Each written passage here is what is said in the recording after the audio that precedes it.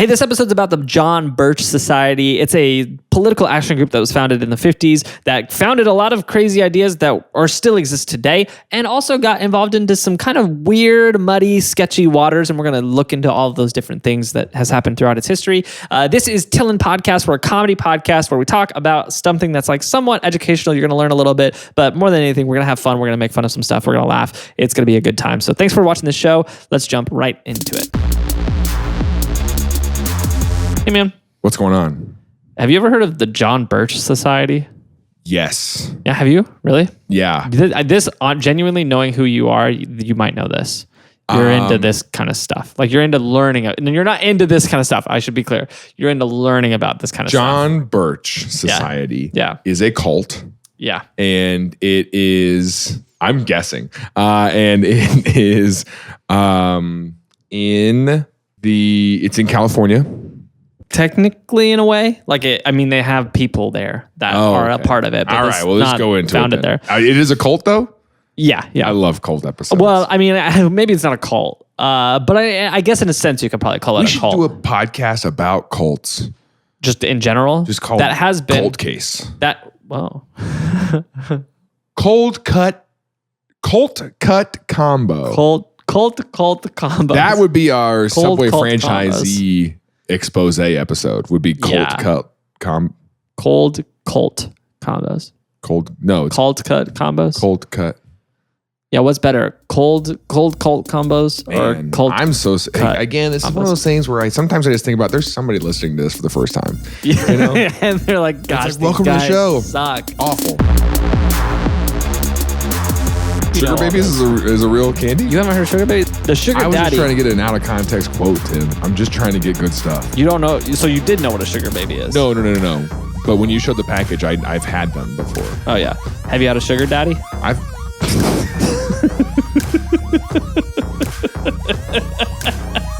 respect the game. Things I learned last night.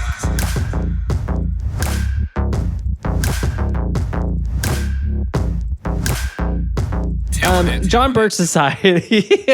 So this is... I realize we can time travel, you and I. Okay. Watch. Yeah. Jaron, right now, I know you're on a walk or running or driving somewhere.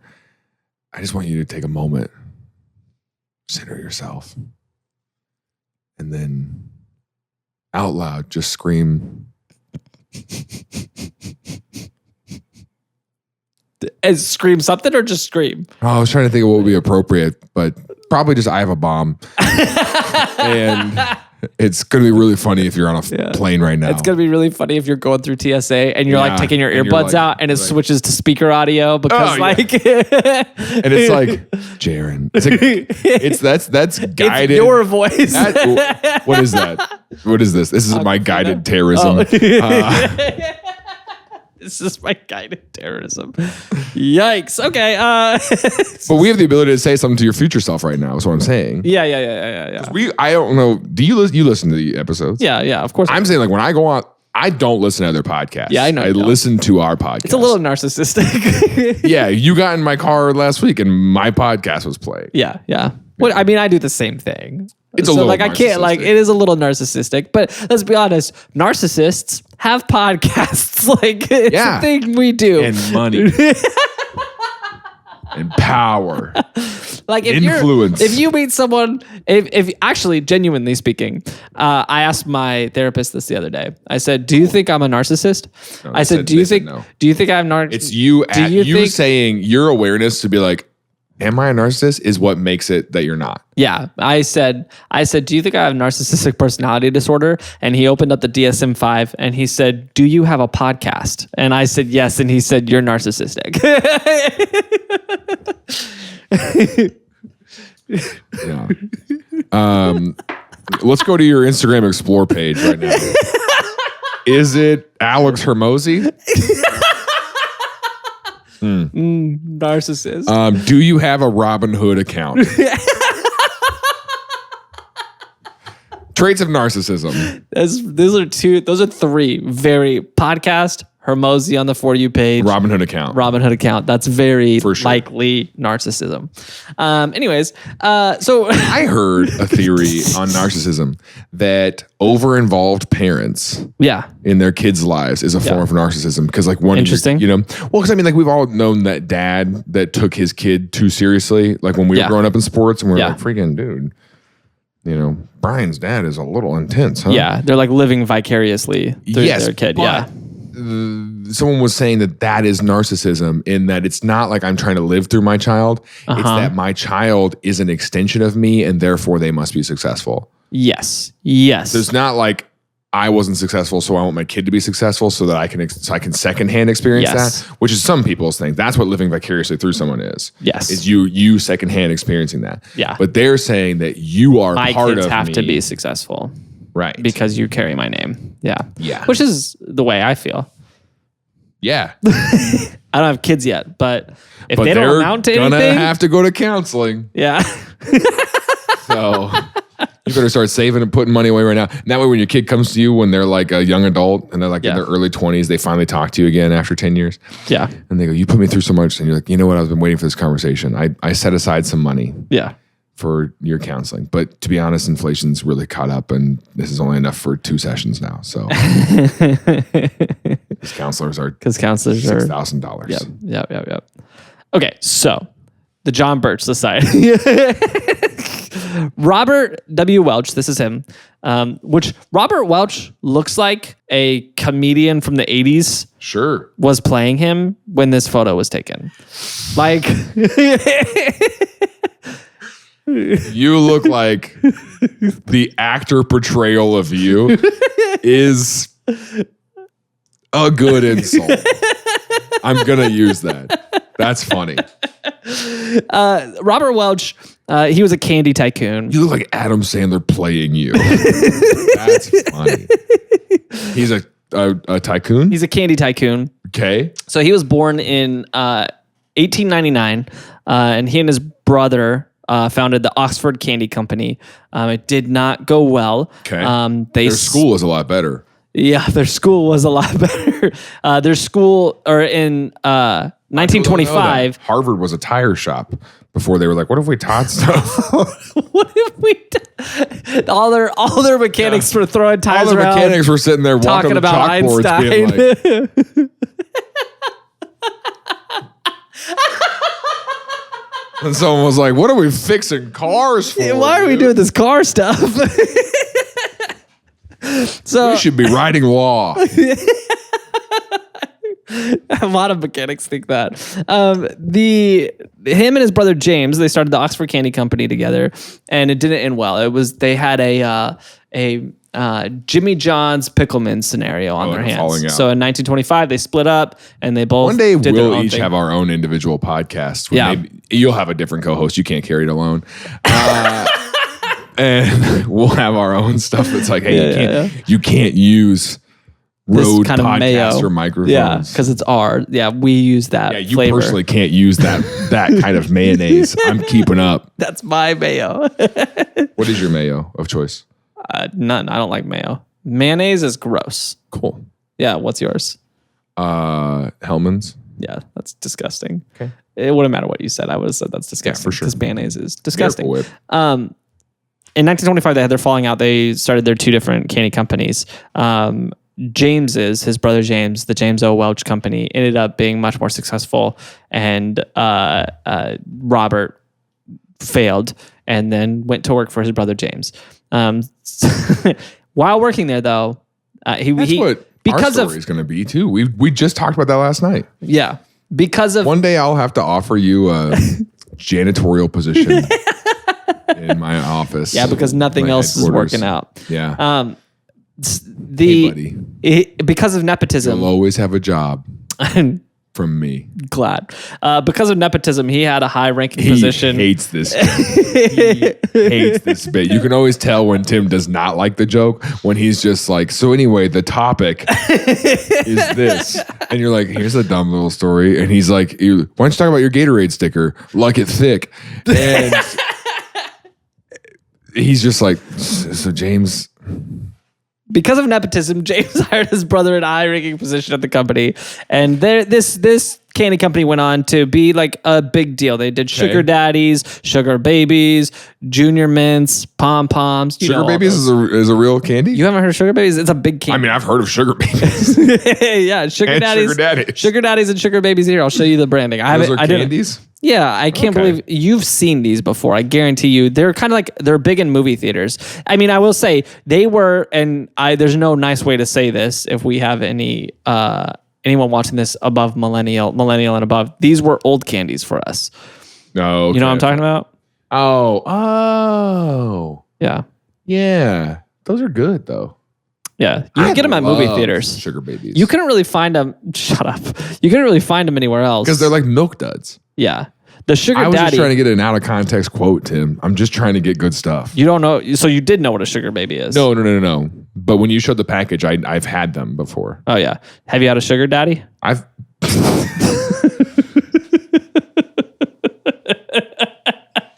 respect the game. The sugar daddy is the same thing. That's where they got the name. The sugar daddy seen these. I've never was like a big caramel pop. It was like a lollipop, but if it was just caramel, and it was huge. Sure. 48 grams of milk caramel. And then the sugar baby was like, what if it was just this, but really small? I have a caramel apple every day. Every day of my life, I have a caramel apple. Because you know what they say? Caramel apple a day keeps the dentist paid. And you're an investor in your local dentist. The more business they have, the more money I get. Have you ever had like a Honey Bee brand apple? They're Honeycrisp apples. It's a new brand I just found. They are 1, huge. 2, the sweetest apple I've ever tasted in my life. Clearly genetically modified. But go to your local store, look for Honey Bee brand apples. You know what my mom eats that I think is gross? Is cotton candy grapes. Yeah, that's insane. Do you know those exist? No. Do they taste like cotton candy? Yeah, they're genetically modified. Yeah, GMO. That's crazy. It's like cotton candy grapes. So, anyways, Robert Welch. We got a lot to cover here. Robert Welch. He was successful in business, kind of a business tycoon of sorts. And James went to work for him, right? No, they worked together. Had a falling out. James's business was more successful. He went to work for James's business. But because nepotism, he was high up in the company and still was super rich because of it. Okay. He might as well have been in his company. He got so rich. Okay. He in the 50s was looking at a few things. The biggest one being communism, and was like, people are too okay with communisms. Okay.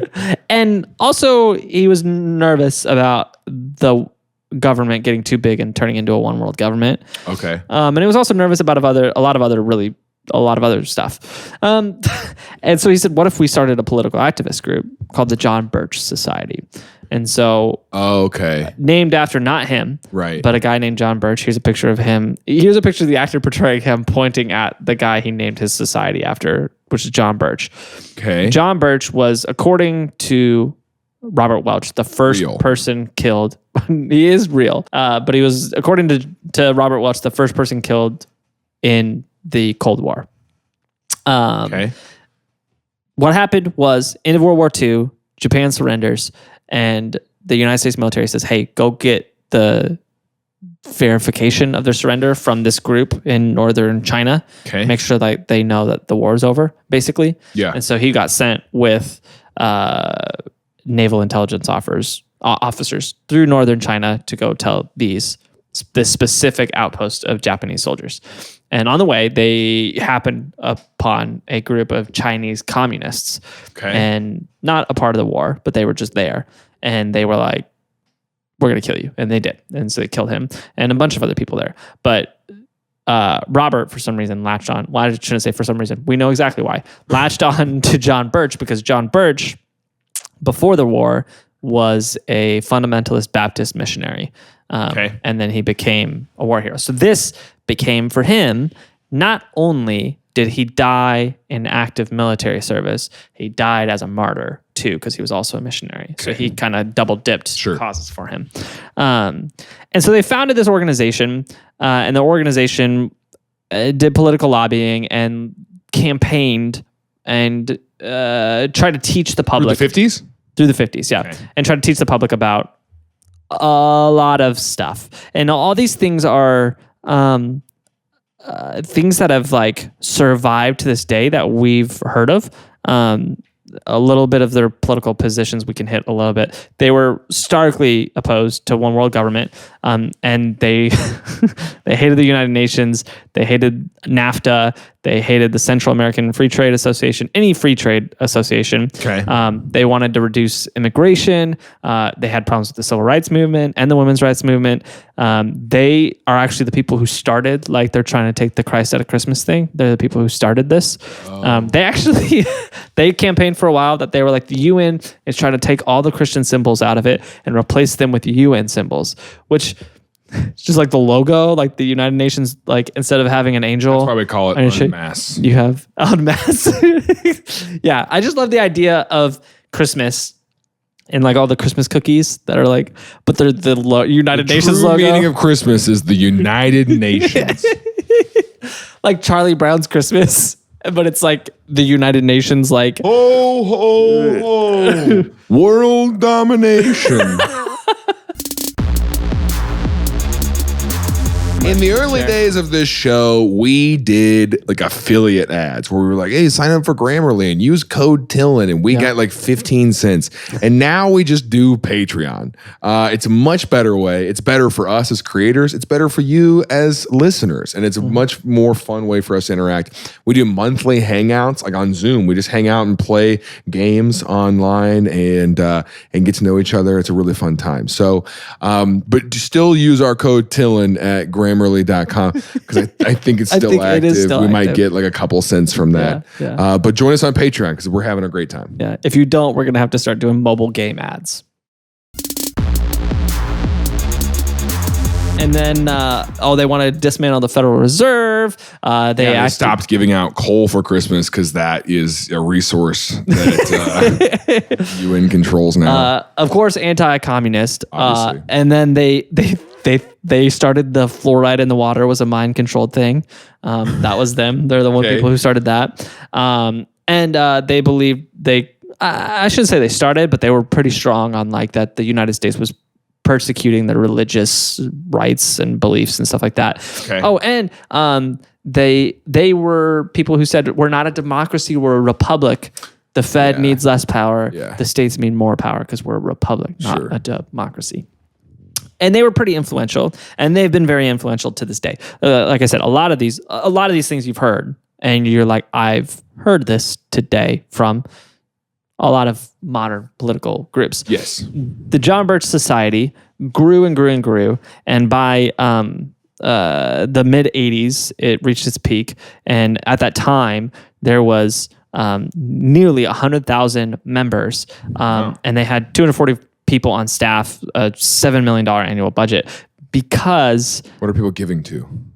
Well, they're giving to this organization to keep lobbying. Yeah, to lobby, and not just lobby, but like campaign the cause of like helping people know about, I don't know, this stuff that they thought, I guess. We need money to help people know about our show. And it's interesting when you look at it because these beliefs that these people campaign for, right, today have become, I don't want to say like well accepted, but like pretty normal. Yeah. There's a lot of people who are like, yeah, this is legit. Yeah.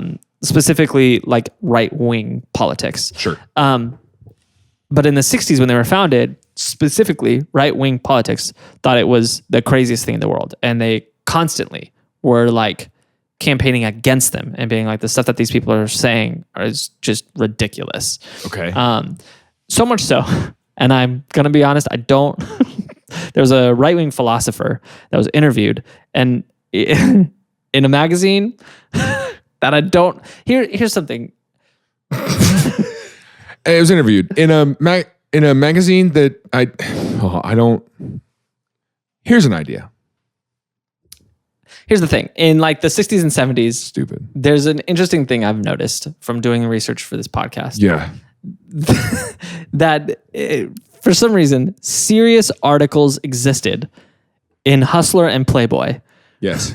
And I don't understand why. Well, you don't understand why, because the same way of like being like MTV was the cultural definition through the 90s because what you know of it now. Yeah. You know? Yeah. Like Reagan has been buying old Playboy magazines for her bathroom. Yeah. Because they weren't like nude on the cover. Yeah. I don't even know if they are nude inside. But they're like, you know, she's got like these, they're like 60s magazines. And they're like cool looking covers. Yeah, they're vintage. Yeah. Right. Yeah. And so, but there was a time where that was just on your coffee table. And there's like articles in it. Yes, when you had friends over. That's crazy. And that's when the joke became, I read it for the articles. Yeah. I have heard that. Yeah. Because they were legitimate articles. That's crazy. So there's a right-wing philosopher that was interviewed in a Playboy in the 60s. And this is his exact quote. He said, I consider the Birch Society futile because they are not for capitalism, but merely against communism. I gather they believe that the disastrous state of today's world is caused by a communist conspiracy. This is childishly naive and superficial. No country can be destroyed by a mere conspiracy. It can be destroyed only by ideas. Which seems like an omen for the society because the society. Yeah.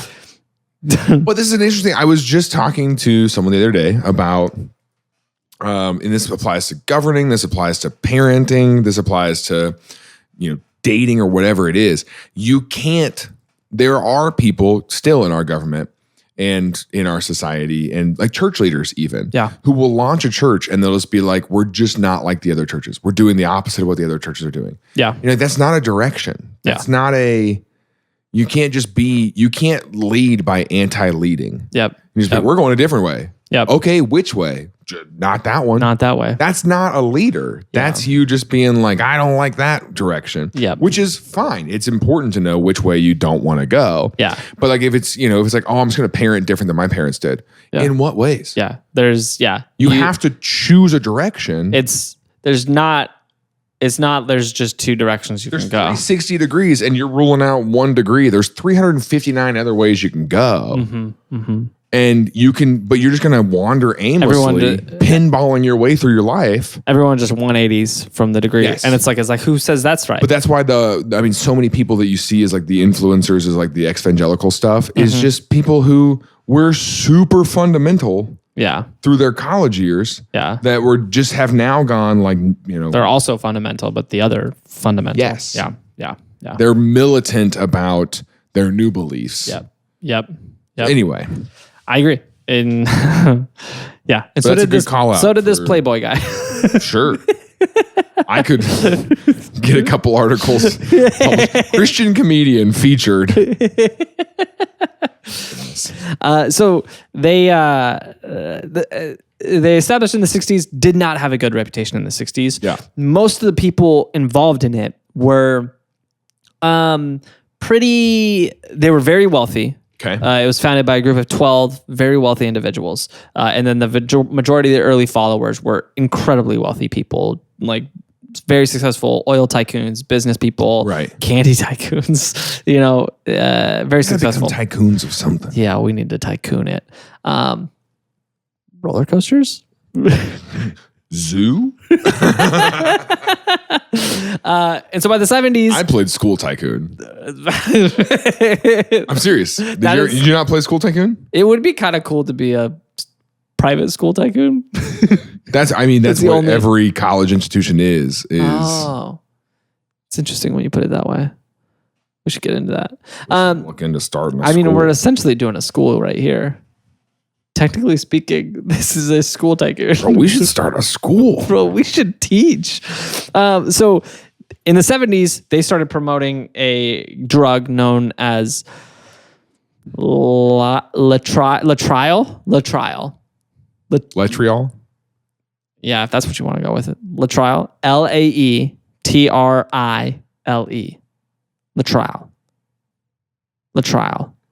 Latrial. They said it was a cancer cure. Turns out it wasn't, and it actually gave you... I'm trying to figure out how to pronounce it. Oh, and it turns out it was poison, and it killed a bunch of people. But they were promoting it, and they even after it was like it came out, it was like this is actually like very bad for you. It gave people cyanide poisoning. And they were like, this cures cancer. And the doctors were like, no, this gives you cyanide poisoning because it's cyanide. And they were like, no, we're pretty sure it cures cancer for a while after, like, it was pretty clear that it didn't. Sure. And then it was like, oh, well, one of your members makes this stuff. That's why you're campaigning for it. So this is the kind of group we're dealing with here. Just so It's you're an aware. ivermectin kind of group. Yeah. Actually, yeah, they did promote ivermectin in, the 2020s. Oh, John Birch Society did? Yeah. Oh. They literally did. Spoiler, they're still around. Ivermectin. Yeah. And so the end of the Vietnam War comes around and they had a huge drop in membership, partially because of the trial thing, partially because of just kind of the change in the Cold War and everything like that. Like there wasn't as much of a communist, like alarmist society going on. Yeah. And a lot of people throughout their history were like, yeah, you guys are crazy. And like a lot of people joined and they didn't realize how crazy they were until they joined. And then they're like, oh, we don't really want to be a part of this. Yeah. And so it slipped a lot. And then their founder got shot down by a Soviet jet. Shot down by a jet is different than... Yeah, he did. This was in the early 90s. Remember, it was like a Pan Am flight. The plane. Yeah. I'm picturing him getting out of a vehicle. And the jet. That's what I'm saying. Yeah, I was that's pretty aggressive. No, you remember? Oh, I know what you're talking remember about. The commercial airliner that got shot down by the Soviet? Yeah. And so he was on that flight. That made a lot of more interest that kind of pop off for them because they were like, why are they shooting down the founder of this organization? It was coincidence, but conspiracy theorists didn't think so. Sure. Long story short, the organization continues to this day, and a lot of people argue, like scholars argue, Russia's favorite way to kill people, shoot them down, is their planes just crashing. Yeah, because it seems accidental. Yeah, but that time they didn't get the jet away fast enough. Oh, everyone saw the jet do it, and they were like, "You kid, you got to be sneakier about it." Yeah. Anyways, a lot of scholars have said that this has led to this organization was kind of like the seed that grew into a lot of right-wing politics today.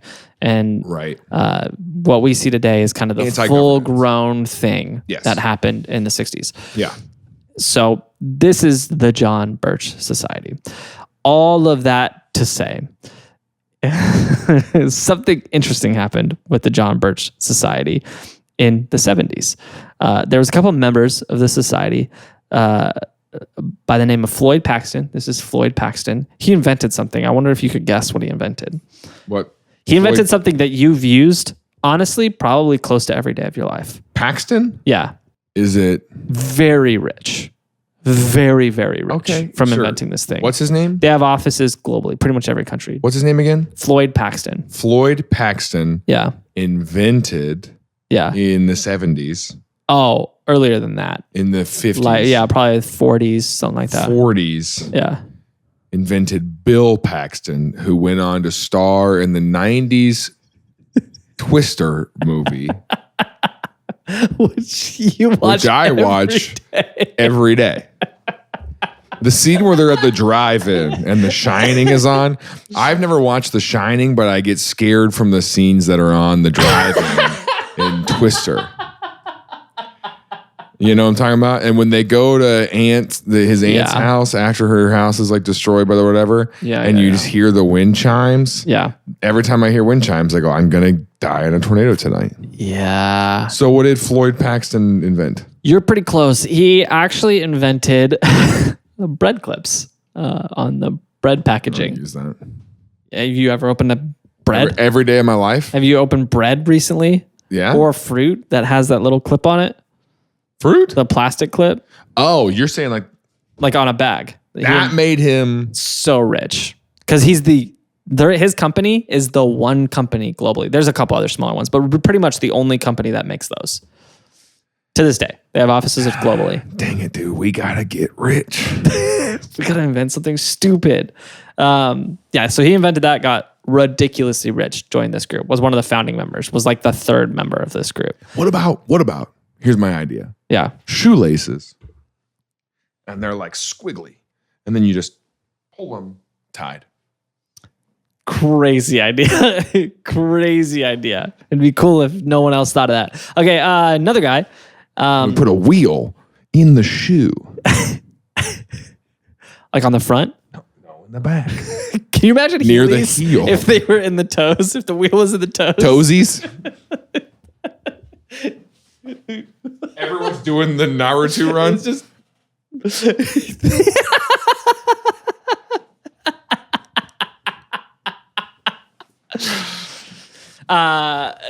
Careful. Second important person here. This guy, Nelson B. Hunt. This guy looks like, and not in like the anti-Semitic way, but in the everything else about him way, because I don't think he looks Jewish.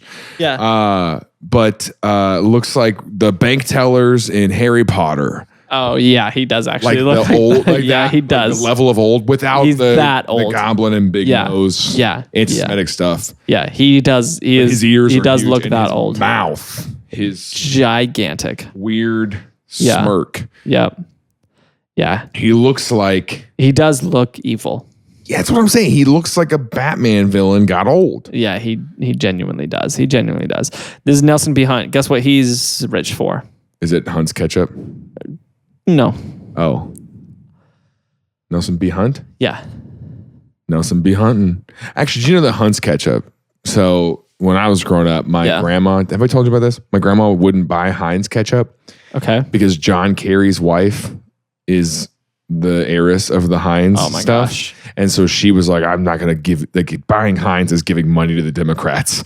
And so we had Hunt's ketchup growing up. Another example of the 180. Yes. Heinz is objectively better ketchup. It's better. The Democrats are liberals, make good ketchup.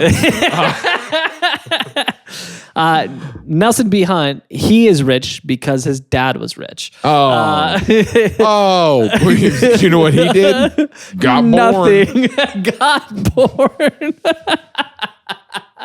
His dad was an oil baron. He inherited the company. Great. And his dad. Gosh, we should have rich dads. Why didn't we think of that? Why didn't we think of being an heir? No, so his dad, the myth, and I don't think this I wished it. I wished it on my dad. wished it. So I believe in like multiple lives. And what? Like when you die, you start a new one. Yeah. This is for the bit. But when at the end of my last life, I said, I hope I come back as an error. As an error? That's what the genie heard. That's what I'm saying. I said error. Yeah. Error. You were saying error. They thought and they were like, error. I fully said error. Yeah. My bad. Yeah. My error. And yeah, so then the genie made you a comedian. Christy's son. And I'm paying for her sins. Oh my gosh. His dad, H.L. Hunt. Yeah. This is his dad. That guy looks rich too. He got into oil. And the story, most people don't think this is true, but the story that he would tell was that he won a really good game of poker and then he bought an oil Here's well. what I'm afraid of. 100 years from now. Yeah. We got people being like, his grandpa was a crypto tycoon, like we'll have those people. Maybe. Probably not, but Mm-hmm. So here's where the meat of this episode's coming from. Great. Nelson B. Hunt, the goblin. Mm-hmm.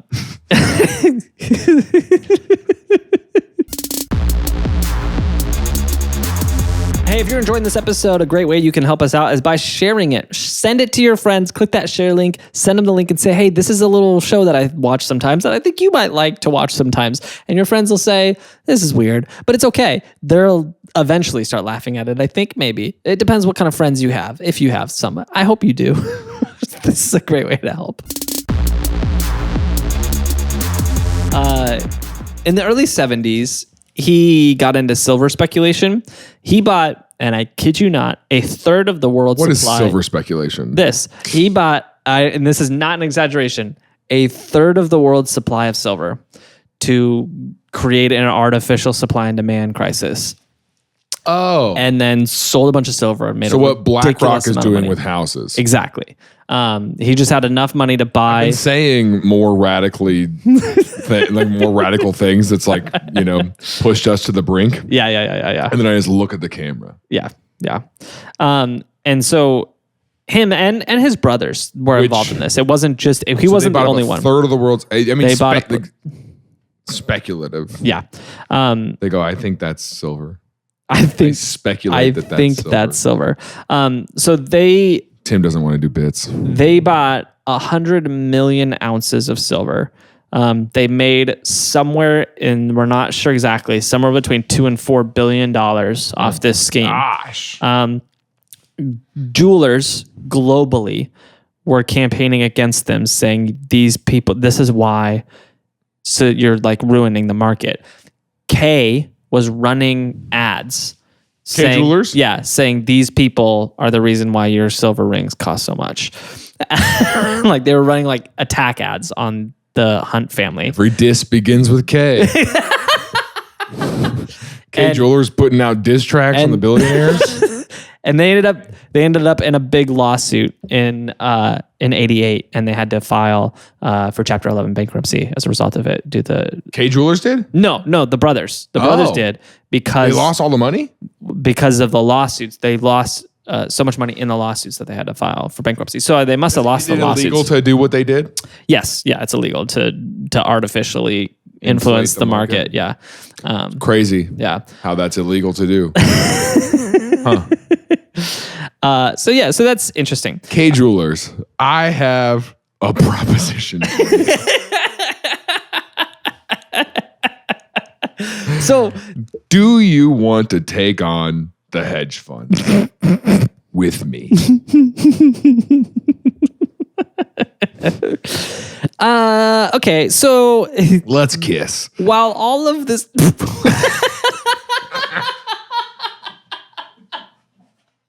I like the idea of a guy making a deal with corporate, like K Jewelers corporate, and thinking someone goes for a handshake and he goes, like, nah, I'm a kisser.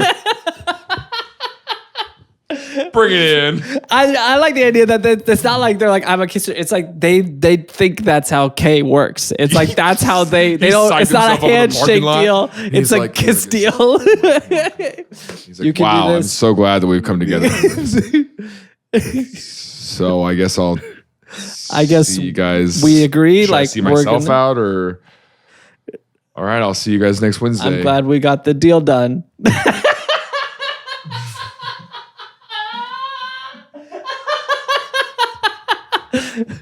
Sir, what are you doing? Sir. They're like, I like slightly open. I thought you guys kissed a lot. I'm sorry, I misunderstood. I didn't. You should talk to your branding. He's in the parking lot. He's like, you stupid. They don't kiss each other in the offices. Why would the CEOs kiss each other?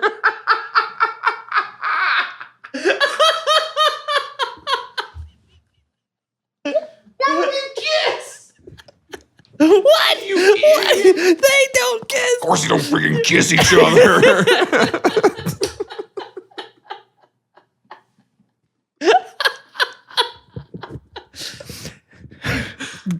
Gets home to his parents' house, still is at home, obviously. Gets home to his parents. How'd it go today, honey? So apparently they don't kiss. Thanks, Dad. All those lessons.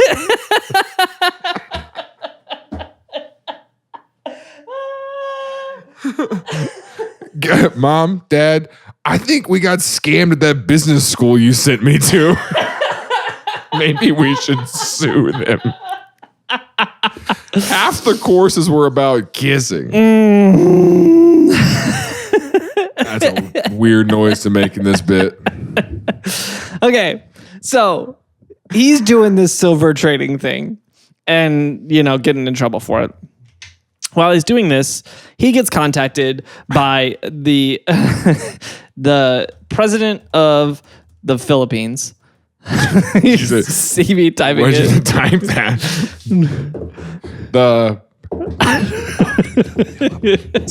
It's like you can't hear anything over your typing. It was the president of the Philippines. I couldn't remember his first name. Ferdinand E. Marcos. Oh, yeah.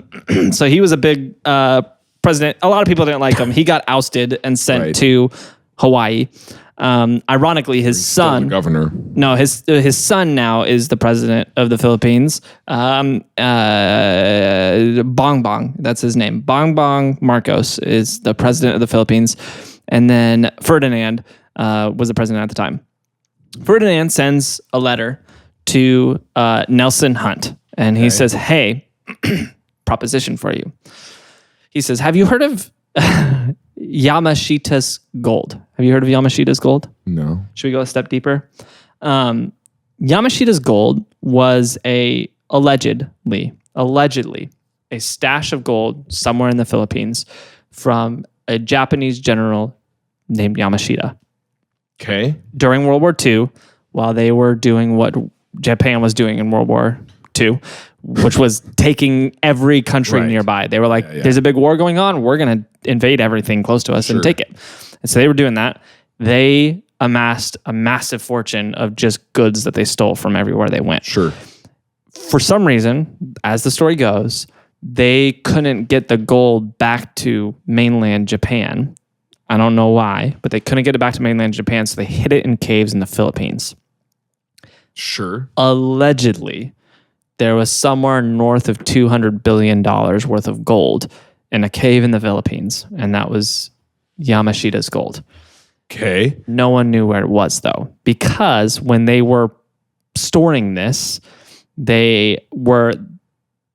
Yamashita and the other members of like the Japanese elite were so like careful with it. They didn't want this to get lost because they knew it was worth a lot that they brought in a bunch of Japanese engineers and soldiers to transport it. And after they finished transporting it and getting it into its like secure location, they killed them all. So that way no one would have all the soldiers. Yeah. They said, no one's going to know where this is except for us. And they killed everyone who moved it there. You got to have some foresight on that, you know. If you're the one helping hide all the gold, you got to be like, I don't think they're going to. I don't know if they're going to let me remember this. Yeah. So that's Yamashita's gold. Okay. Nelson B. Hunt gets a letter in the mail and it says confidential, Nelson's eyes only. He said, should have put a last name. I don't know if I'm the Nelson who's supposed to look at this. And it's opened and retaped shut, so someone else looked at this. I mean, if I'm the mailman, let's be real. I'm too nosy to be a mailman. Yeah, I know. Yeah. Every time I go through my neighborhood, I'm opening up mailboxes, looking through. It's not true. But if you see me outside your mailbox, no, you didn't. You looking through my mail? Just anybody's. So he gets this letter, and Ferdinand Marcos is like, hey, just so you know, I found the treasure.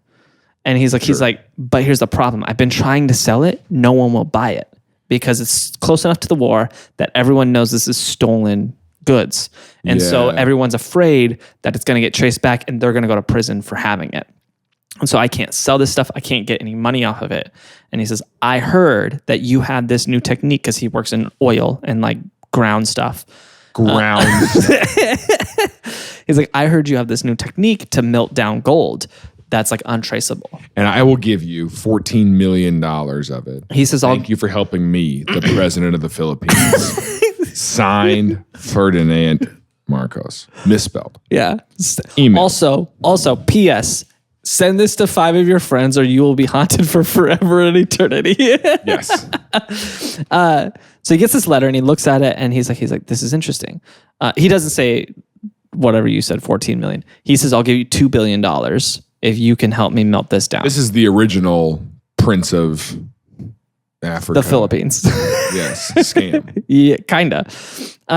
So he sees this and he's like, this is very interesting. Mm-hmm. And he's like, okay, he's like, all I need to do is I need to get the gold to my smelting plant, which I think is in like northern Idaho. And he's like, that's all I need to do.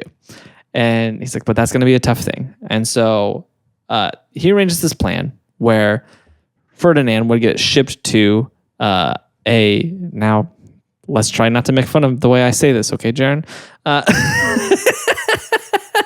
He's gonna ship the gold into a bank in Nassau, Bahamas. Did I say that right? Mm-hmm. And then they were going to have the bank transport it from that bank. It was the Bank of Canada in Nassau, Bahamas, to their branch in Canada, just north of the border of Idaho. And then he was going to personally smuggle it across the border to his smelting plant. Okay. That was the plan. He said, this sounds great, but I, remember, take a look at him, died. am not the smuggling type. Oh. I thought you were going to be like, but I died before this plan could take place. He's like, but I'm unfortunately not the smuggling type. So he's like, I need someone who's good at smuggling. Okay. And so luckily he knows a guy, Floyd Paxton, who he's like, this guy is good at smuggling stuff. Why? I don't know. Maybe because he's like he can put stuff in bags and they won't spill. Because he's got the clips. He's got really good clips. Sure. I don't know why he has elected him, but he contacted him and he's like, hey, are you interested?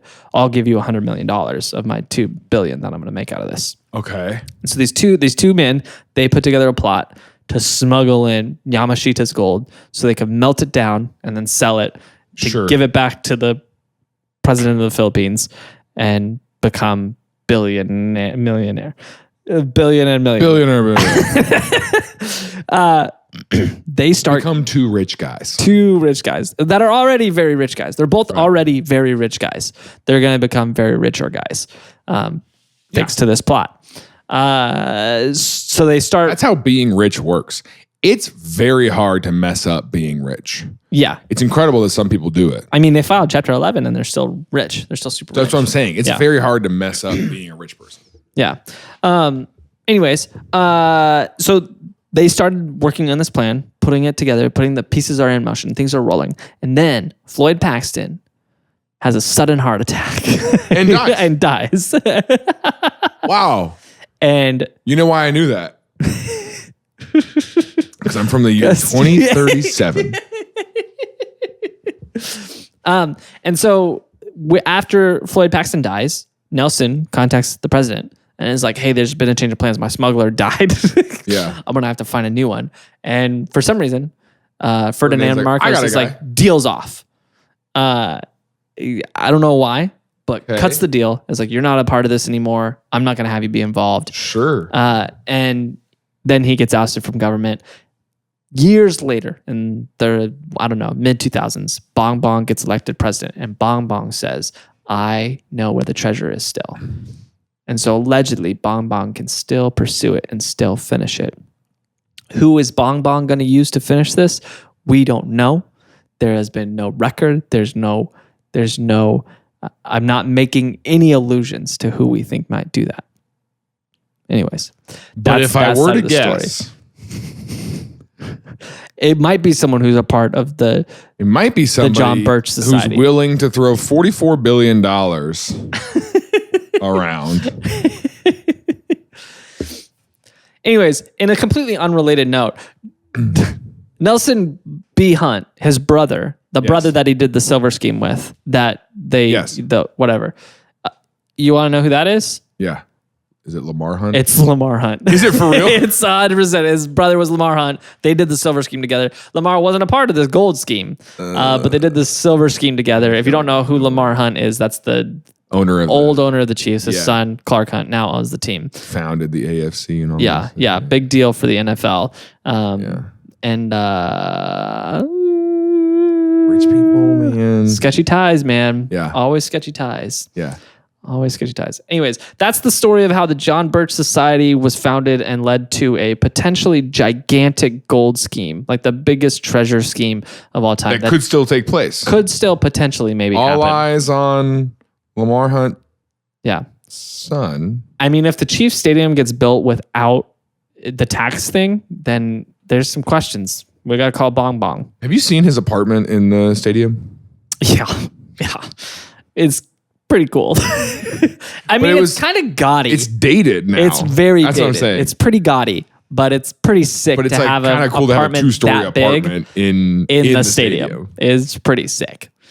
It's pretty cool, man. I wish I could do that. Yeah. I should have been born to a rich dad. I'll buy us boxes one day. I should have been a rich dude's grandson. Should have been a lucky poker player's grandson. I know, man. If only. Not too late to invest in. Fiddle Off. Hey, thanks for watching this episode. If you liked it, we have a past episode about L. Ron Hubbard, the guy, that started Scientology. It's a fun episode. It's a wild story, crazy person. So if you like this episode, I'm sure you'll like that episode. You should go check that out. And if you want to see next week's episode, a great way you can do that is by becoming a patron. And by great way, I mean the only way you can do that is by becoming a patron and supporting our show on Patreon, because our patrons get access to episodes a week early, ad-free, and a whole bunch of other great perks. It's the best way to support the show. Another easy way to support the show is by sharing it with 5 of your friends, or we're going to haunt you forever and eternity. So thanks for checking the show out. We'll see you next week on TILLN Podcast.